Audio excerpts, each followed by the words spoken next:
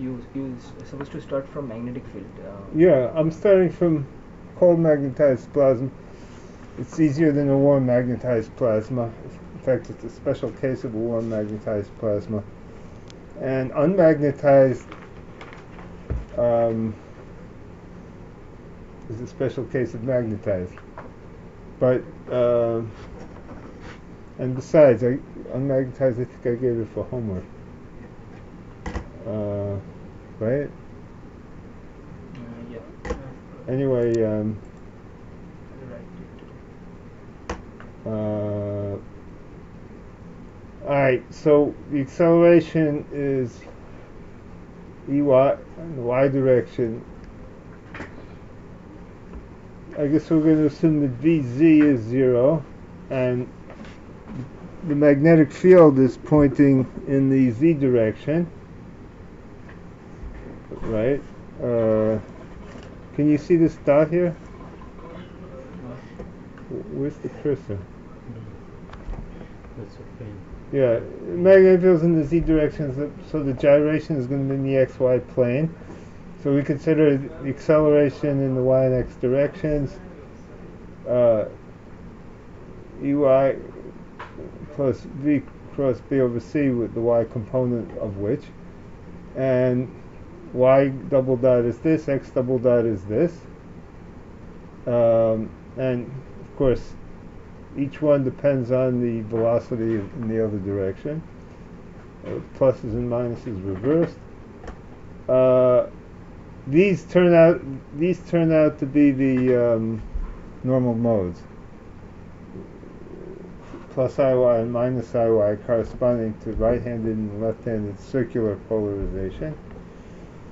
And if you write it, if you pick this as the electric field, plus x plus Iy or minus Iy, you just get a plus or minus here. But you can express these as being proportional to E, and this will end up being B0.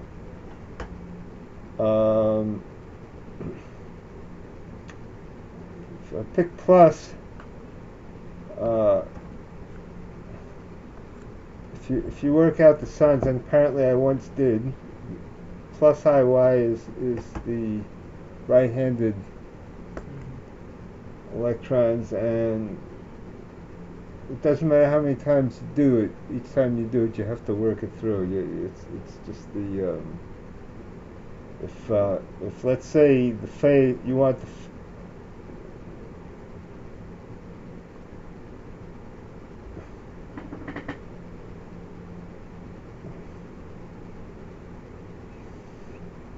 I don't know how to say it in words. You want that when you switch from x to y. No, when t advances, all right. The way to do is when is E real? Okay, it's when this times this is a real quantity. So what I do is I just start at z equals 0 and t equals 0. And then the electric field is pointing in the x direction in reality. And when t is pi over 2, e to the I pi over 2 is I, so this is e to the minus I, which is minus I, and that means that I have to multiply it by plus I for e to be. So the idea is that pi over 2 later, it's pointing in the real component is pointing in the y direction, whereas before it was pointing in the x direction. Now the question is, if it's pointing in the y direction later, just after the x direction, I think that's my right hand. It better be. Please be the right. Yeah. Okay. So the that's the direction in which the electrons gyrate. And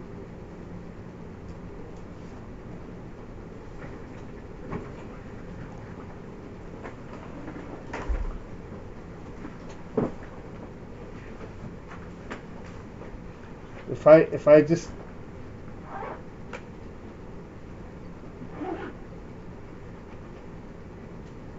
just write the expression for x double dot plus iy dot, which is x plus iy double dot, then I will get the polarization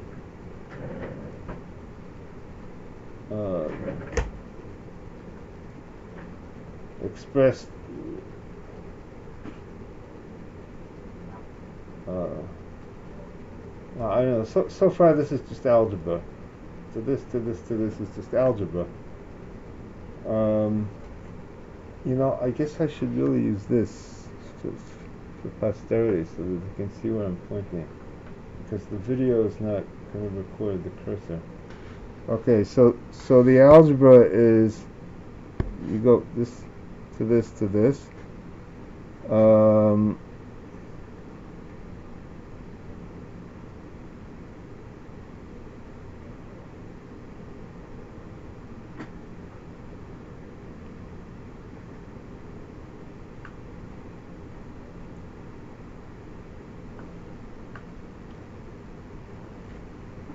And now I am confused.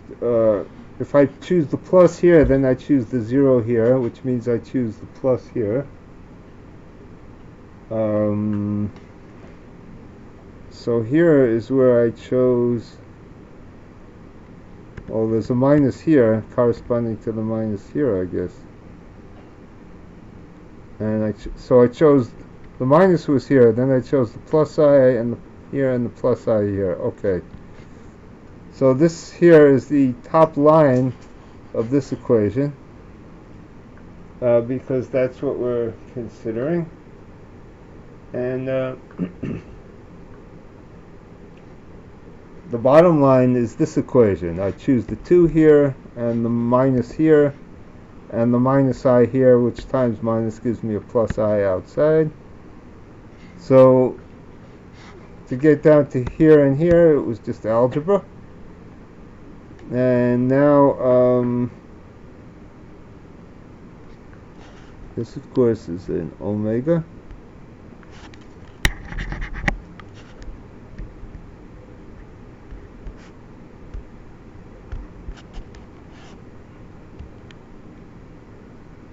Oh, wait a minute. Wait.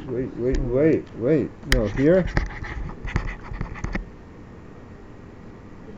Here, I think I defined W minus to be equal to this. So this is definition.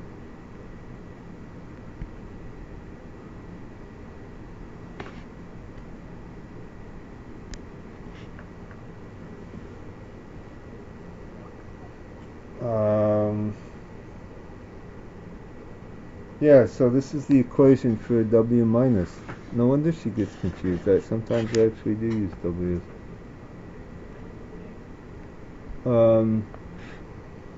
Now, if I assume e to the I minus I omega t dependence, namely that the particle is, remember, it's cold plasma, so the only motion is due to the electric field, and that's why it's proportional to E. And is this correct? Let's see. This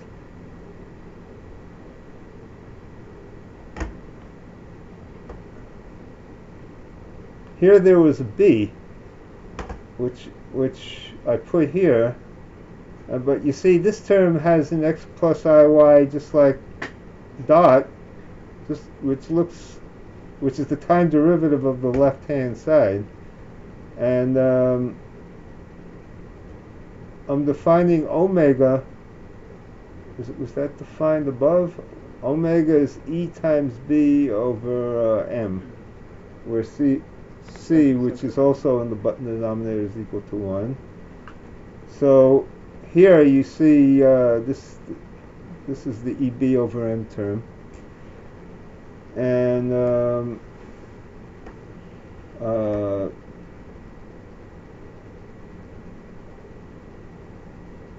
so this equation looks right. This equation looks right. uh, in other words, this is the differential equation in time. If I assume e to the minus I omega t dependence for this quantity and this quantity, then the double dots just become minus omega squared, and the single dots become I omega, and I get this, an equation that every term of which is proportional to W minus, which is x plus f. But note that I ignored the transient solution.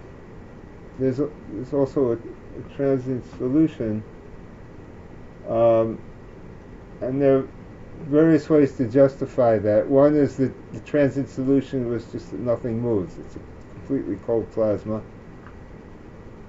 But when we get to warm plasmas, that won't be a good enough excuse. So actually, there's a better excuse, which is, suppose the E has been on for a long time. The transient solution damps away. So I'm ignoring the transient solution on the grounds that the wave has been imposed for a long time. And the transient solution has been forgotten about. And later on we'll see that when you pick a contour, when you do contour integration to do this formally, the part where you forget the transient solution is the part where you choose the contour. That's may not be obvious now, but just remember that it's come up, and we will always choose the contour that forgets the transient solution. Okay, so you get that the displacement x and y is proportional to E. You've solved for that. And the polarization, remember, was the density of plasma times the electric charge times the displacement. So here you're going to have the displacement is also proportional to the charge divided by the mass, and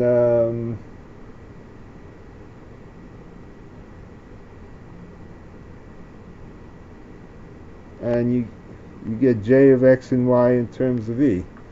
So now you can solve Maxwell's equation, and well, if you want to find a wave, and since according to the definitions that we had before, once you solve for J in terms of E, then you know what epsilon is, and you know what the phase velocity of the wave is. So this is the answer. This is what epsilon is, and note that it's less than 1, which means the phase velocity is greater than c. And in the special case where the magnetic field vanishes, it's also less than 1, and the phase velocity is greater than c. And that's very interesting, but it turns out that does not violate that special relativity for phase velocity to be greater than 1. Can I ask a question? Yeah. Maybe I missed it. Why do you have any omega p squared? Because omega e. What? What about the part of omega e? No, omega p squared is equal to 4 pi. From that was in the definition of chi, and then there's an e over m here. That e over m, that's the displacement, but then we have to multiply by ne, so it ends up being 4 pi n e squared over me. That's the plasma frequency. What about the photons? You're saying This is due to the electrons. Yeah. The part due to the protons. Again, minus. Here I can make this Instead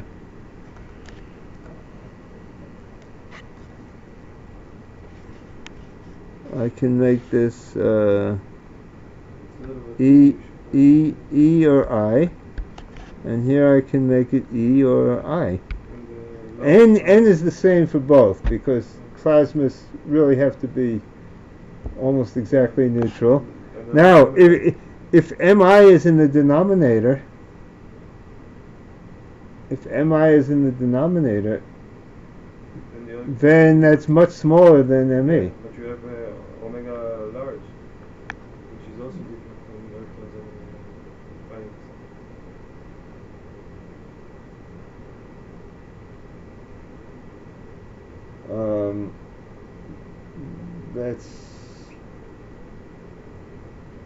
That's correct. So that will be important Yeah. when omega is much smaller than. Oh, don't worry, we'll get to that. But all right, but you're right. I really should put a sum here, a sum over all the.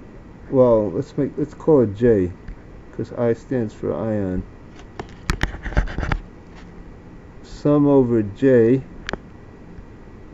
This is PJ. Omega large. Right. Okay.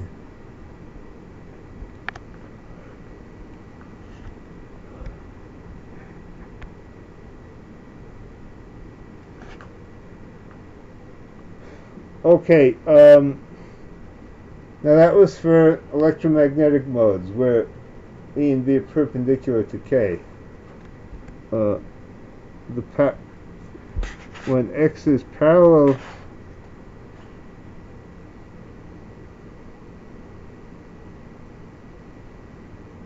Can I ask you another Just a question? second. Yeah. You were saying that the motion is only due to the electric field because the plasma is cold. I don't see it. I mean, why the motion is not due to the magnetic field? I mean, There is motion due to the magnetic field, but that's second order in perturbation because magnetic force is V cross B, and V is the first order quantity. Now, if magnetic field is a zeroth order quantity, then you have to worry about it. Okay. Now let me just see something.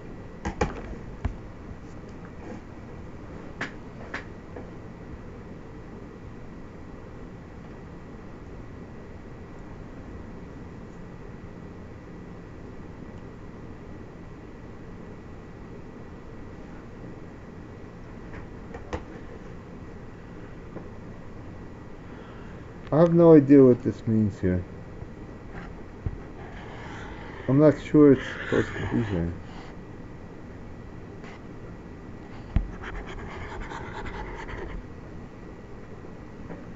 Anyway, now we go to the X minus IY mode, which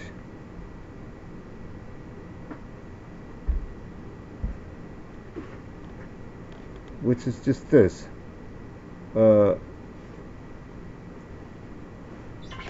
It's the minus mode, and it looks like the solution.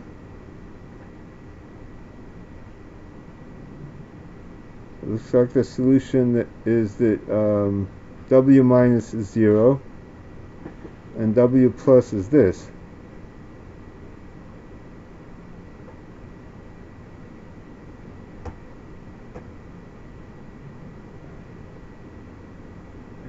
In other words, it, yeah, it's okay. I remember the solution. It looks like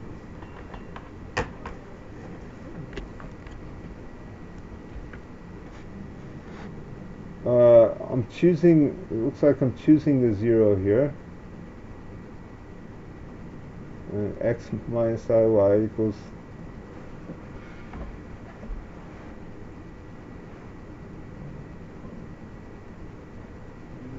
And W minus. W minus.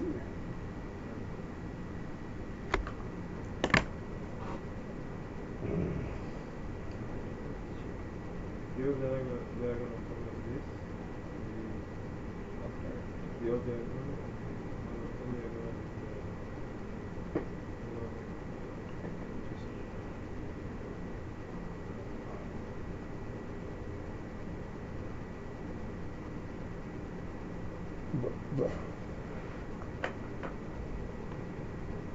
Okay, I think what what I mean by x minus iy is that that's what the electric field is doing. The electric field is proportional to e to the I minus I omega t times the vector x minus iy.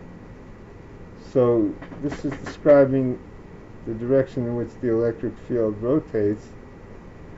These two equations are still true. These equations are always true, but the point is I'm going to substitute and for the electric field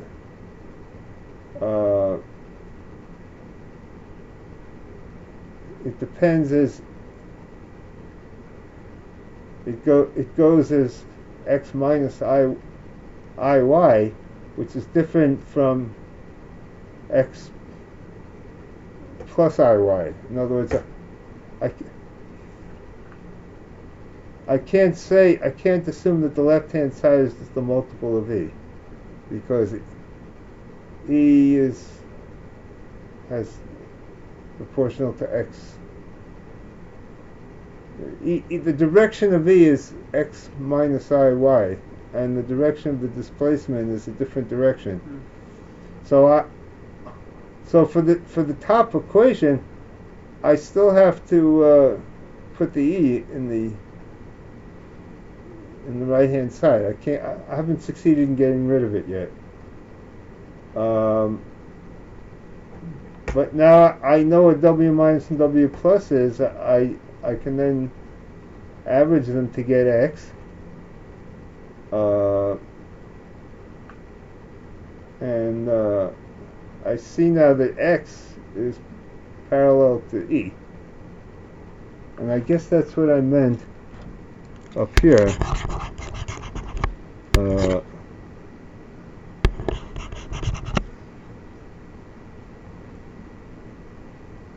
I'm still not sure what I meant by this. But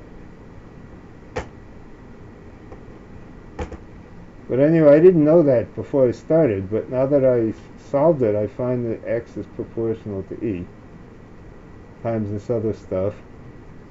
And what? He's asking what is X?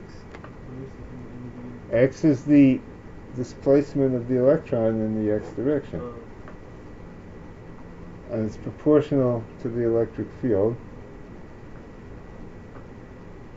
And that makes sense because the displacement should be proportional to the force.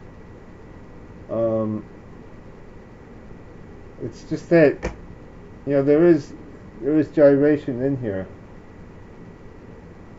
The magnetic field is causing the particle to gyrate, but for some reason X manages to be proportional to the electric field. And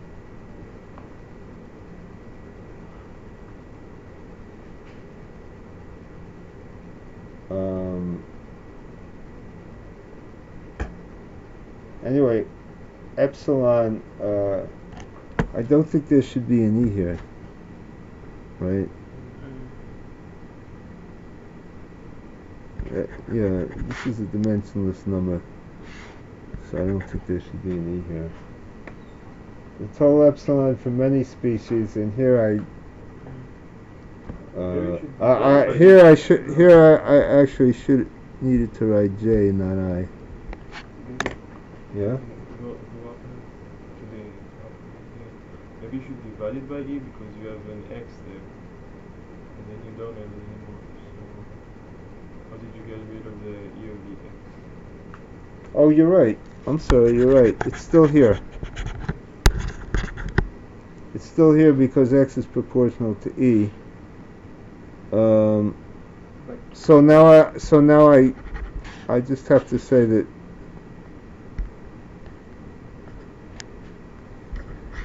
have to say that epsilon is equal to this quantity, because I divided by E on both sides, right? But you should- then that would be 1 by E or something, You should, right? yeah, you should have Where? instead of a 1, you should have an E. Yeah, that should be No. epsilon equal to 1 by E minus Yeah. should No. Yeah, okay, I see what you mean. You should have divided the... So just a second. So I really wanted to write that 4 pi chi is equal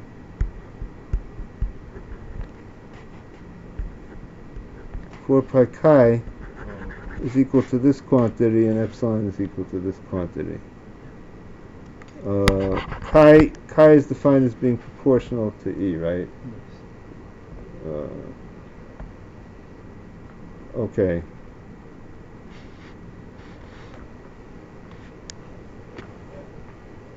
These are all the mistakes that you didn't catch last year, or did you? I think I did. I don't know Well, these ones I don't know. okay. If you have a more correct version, please give it to Arthur. Yeah.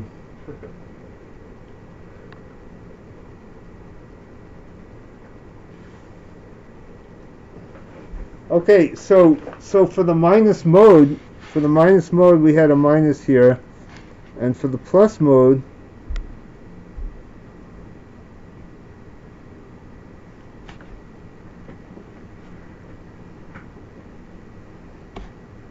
we had a plus here.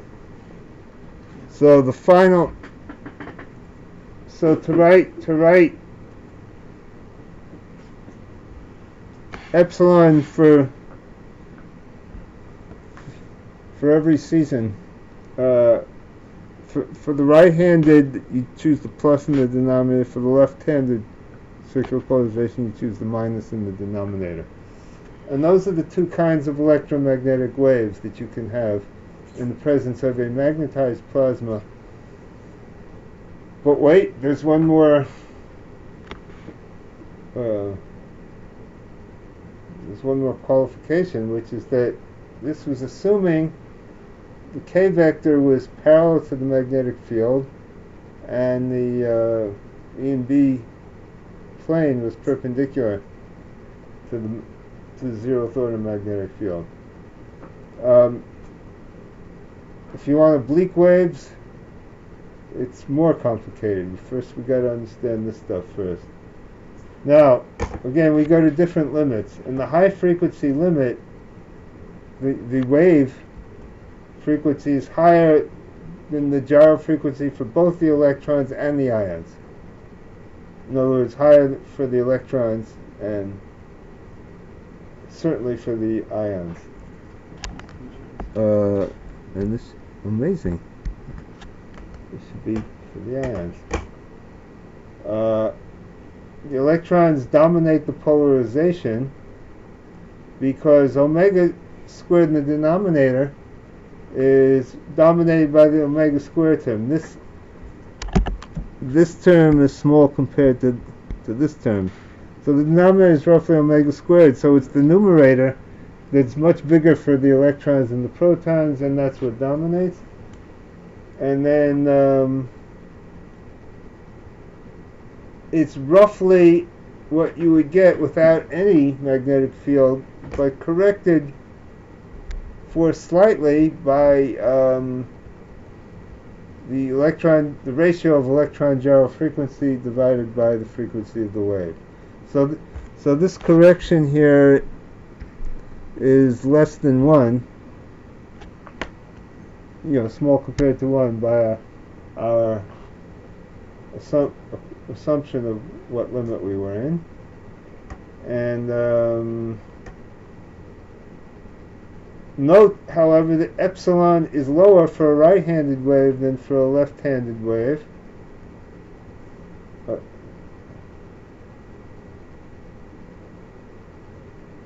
Yeah, because the plus makes this number bigger, and the 1 minus this, what's in the parentheses, is smaller than for the left-handed mode, where you're subtracting a smaller number from 1, so epsilon's a little bit bigger.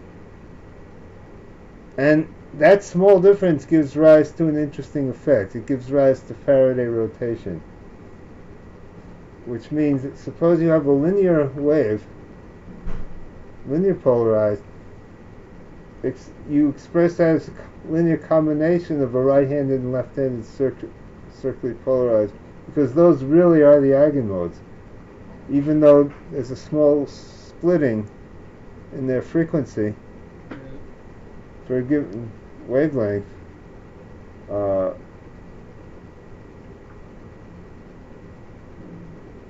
It adds up over time. So as over long distances, and in astronomy, Faraday rotation is very important, because even though you're looking at radio waves, and this ratio in the interstellar space is what? The field is okay, I think that's good for some homework.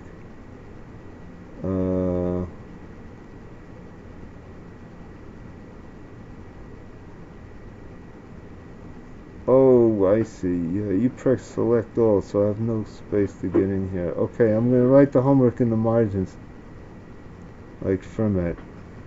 You can write it right. Right portion is also blank. What? Right portions are blank also. Okay, I'll write it here.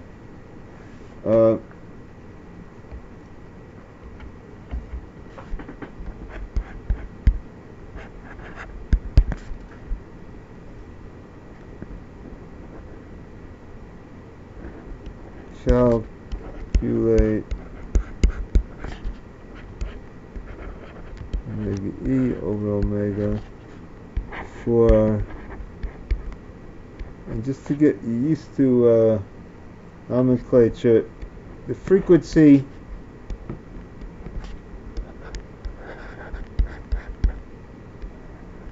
I use omega, which is 2 pi times the frequency, but when they say gigahertz radiation, they're talking about the frequency. So, and this is omega over 2 pi. And B, let's say, is equal to 10 microgauss. So B part A. Part B is over what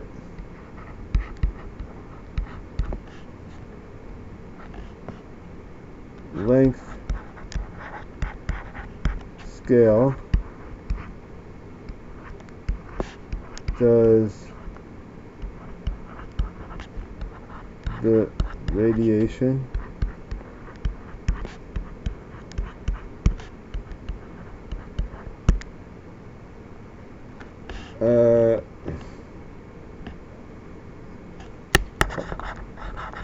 let's say what length scale does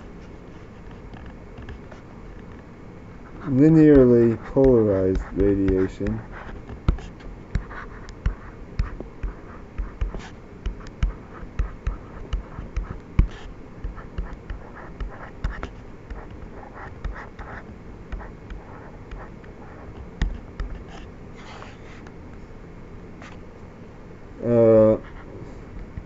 rotate by 90 degrees.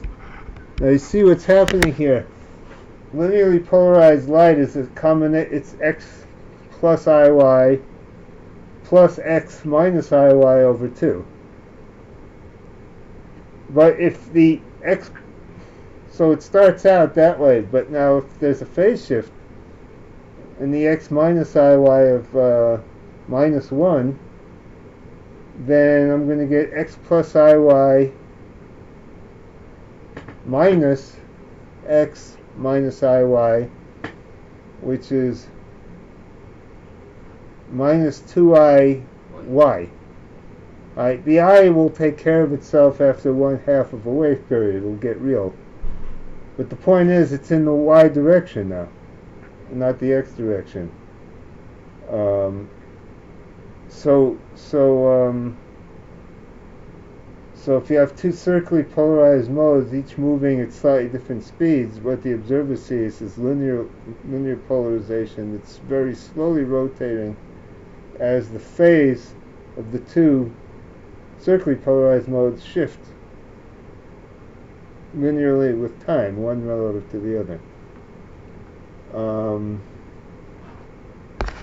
And using that technique, they can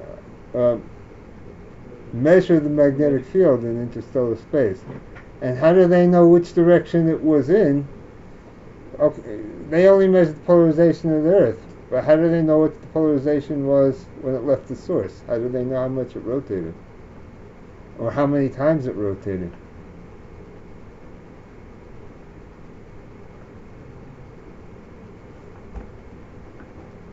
Haha.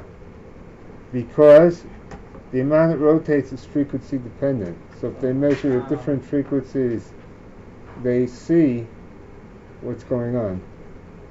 And what radio astronomers really do when they make maps, especially polarization maps, is first they have to Faraday depolarize the data.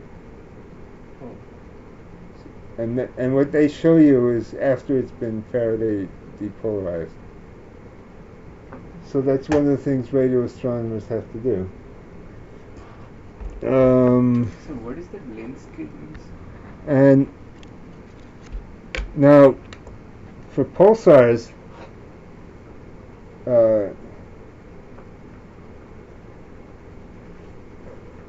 you have another game you can play.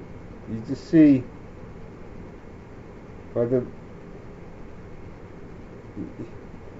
you adjust your receiver to observe right-handed polarized radio waves and left-handed polarized radio waves. And sometimes the right-handed component will arrive sooner than the left-handed component. See, with pulsars you have good time resolution. So it's another way to measure, and that's called Faraday delay.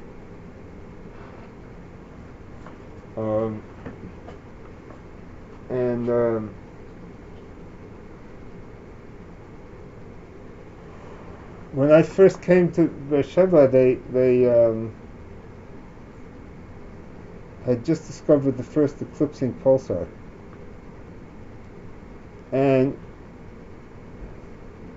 one of the early ideas was that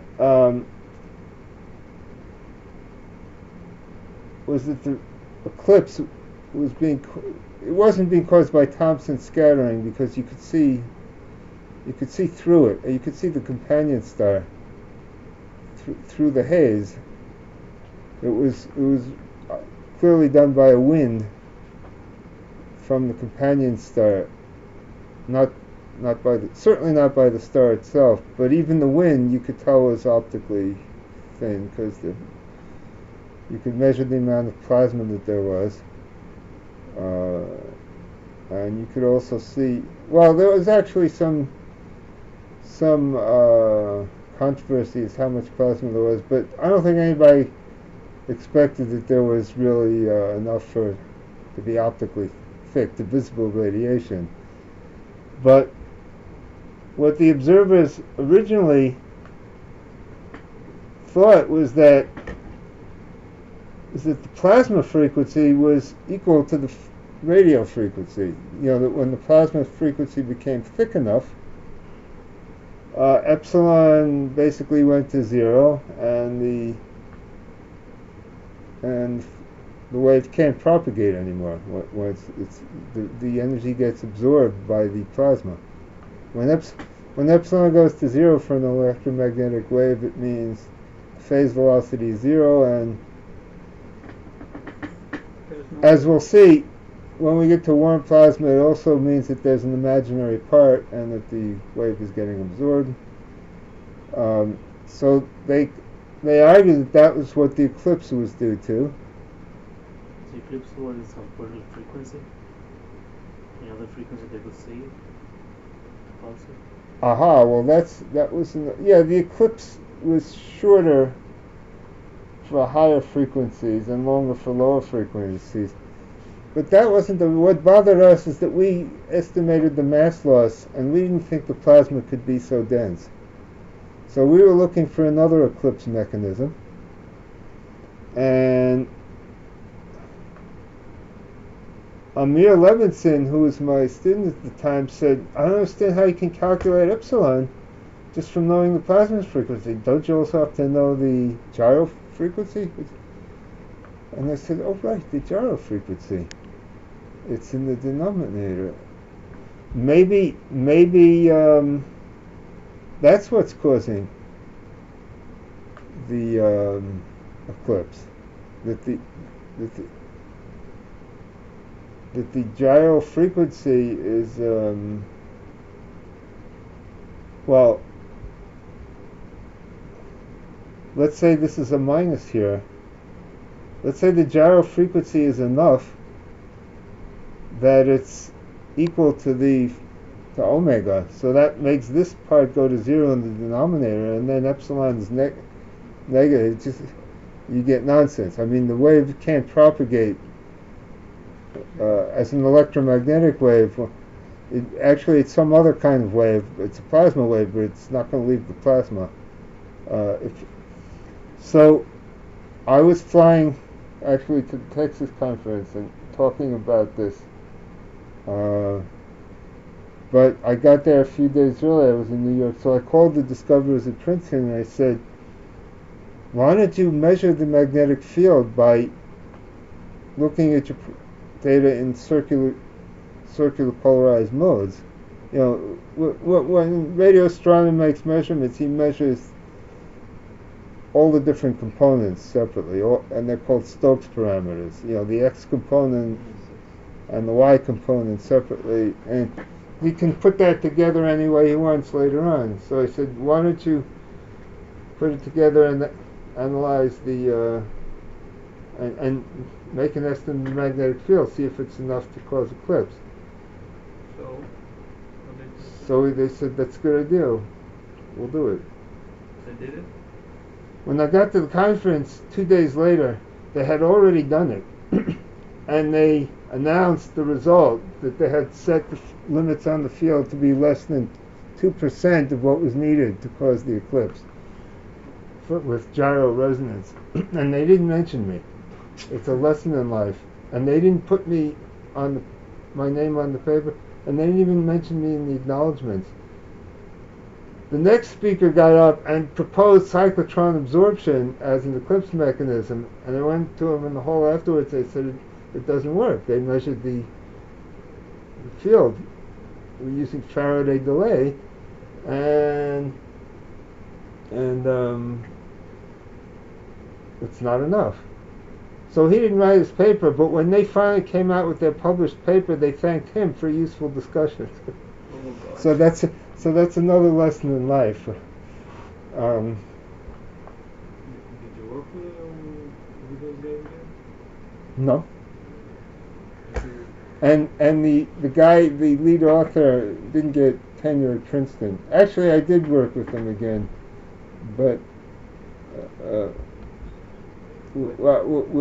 Joe Taylor was the head of the group, and he got the Nobel Prize. So I do believe I stayed on good terms with him. But the guy I had spoken to, who was the lead author on this paper, he didn't get tenure at Princeton, and he had to go to some college somewhere. And Why did you do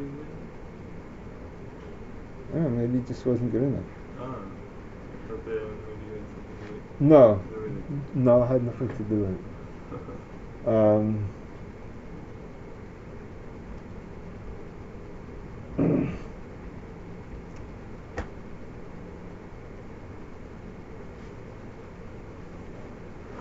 Why is it? Anyway, plus in there? what? Yeah, why is it epsilon equals 1 plus?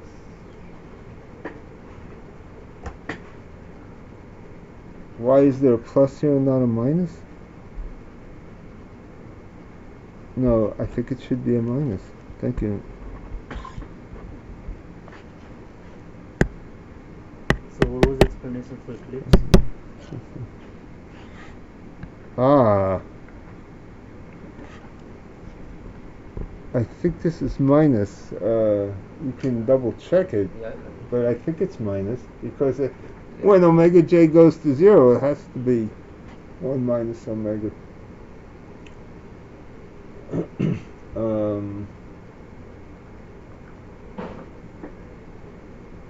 Okay, so that's the high frequency limit, and generally applies to radio waves. At least for tenuous astrophysical plasmas. It's not necessarily the case near magnetars, but in interstellar space for radio observations, the gyro frequency capital omega is generally less than the radio frequency at which you're observing. But you know that it also sets a limit on what frequencies you can observe at. For example, when the plasma frequency of the ionosphere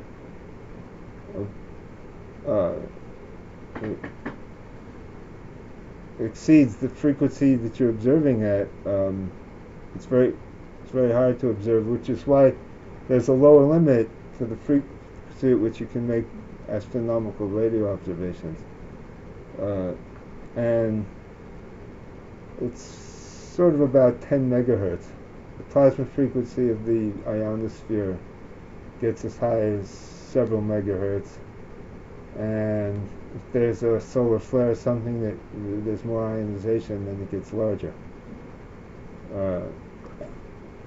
And that, by the way, is why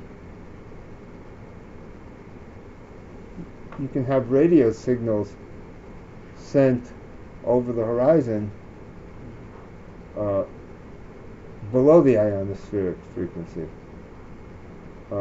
AM radio in particular will travel long distances, and when there's a solar flare you can hear,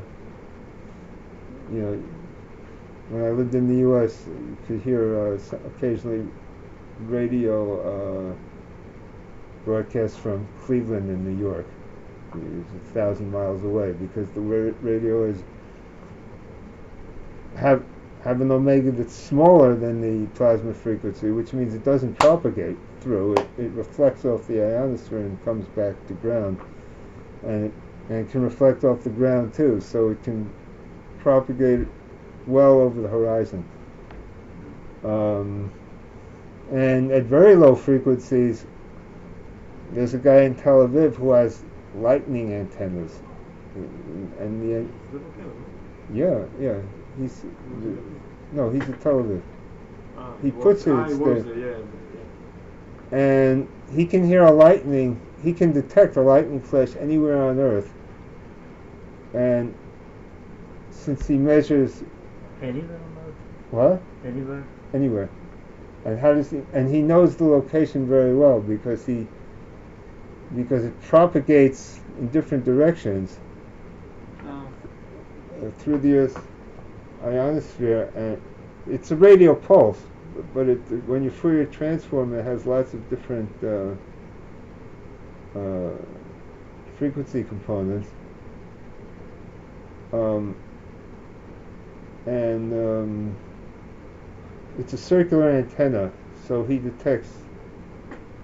I don't actually know all the details of the analysis, but based on the polarization, he knows the route at which he has things facing various directions, and depending on which antenna feels it first and what the Stokes parameters are, he knows exactly where it was emitted from. It's like a triangulation thing, right? Yeah. Sort of. From triangulation, only in a direction. Now, triangulation, you have two detectors. This is triangulation where the waves are curving because it's very low frequency, so you have to think of it in terms of the normal modes of the Earth.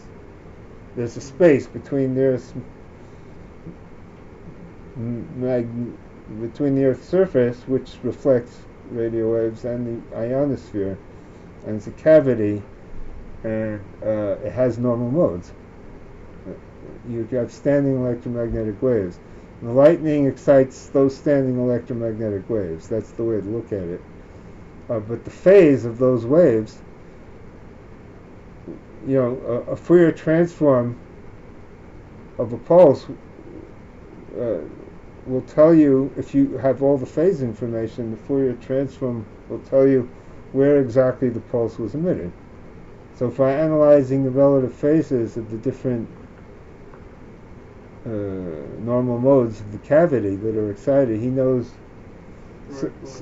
So we wanted to see if lightning was triggered by ultra high energy cosmic rays. So we asked him to supply a list of all the lightning flashes he heard near that he detected near Auger. And Yeah. Auger is an ultra high energy cosmic ray detector. It's in Chile or Brazil? In Argentina. Argentina, right. And then we checked the public data, which unfortunately is only a small percentage of the total data, to see if there were any really big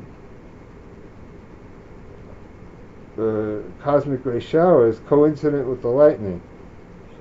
And we couldn't find any. And we wrote them and asked if we could have some of their other data, and they said no. But there is a theory that lightning is triggered by ultra high energy cosmic ray air showers. But as far as I know, it hasn't been tested. There's a simple test. You just look for lightning over Auger. Why doesn't Auger do that? I think that may be why they didn't share the data with us. Maybe they are doing it. Okay, because it's a very cheap instrument When was it? to see how many lightnings you have in the neighborhood. You don't even have to buy one. You just have to ask the guy at Tel Aviv. When was it? When was what? The time that you asked the information, the data from them. You said It was a few years ago. because after a few years it's supposed to be public. That's Or true. internet. That's true. So maybe not. So yeah, a few years have gone by. We could do it again if somebody wants to do it.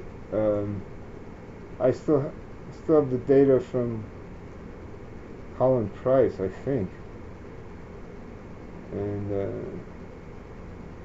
anyway, he could. I'm sure he'd be happy to give it to me again.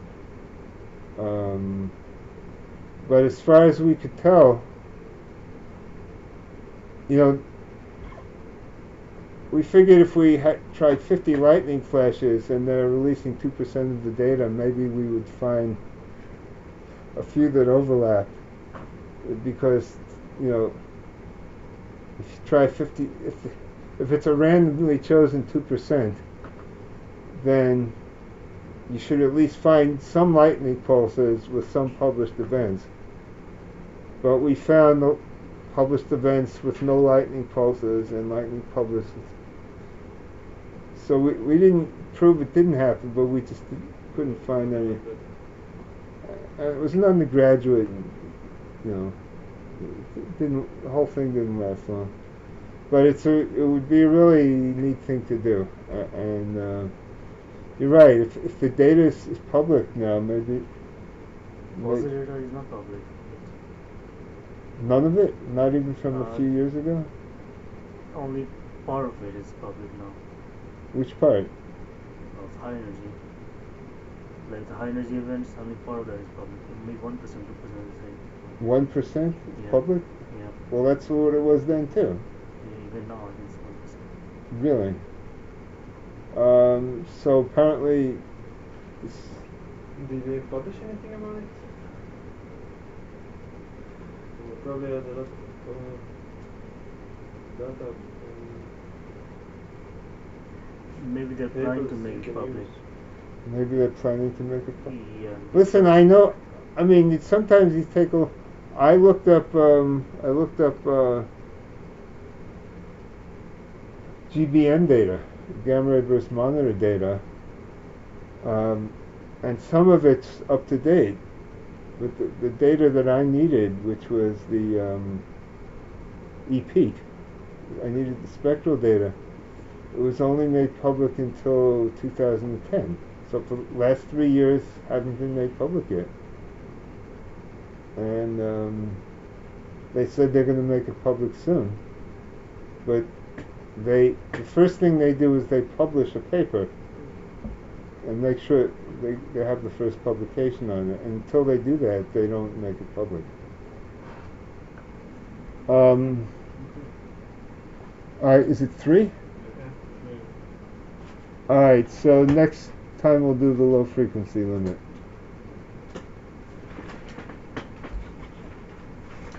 Do that Tilavik guy has patent about that? No. He didn't build the first one. There's also one in Oh. Stanford.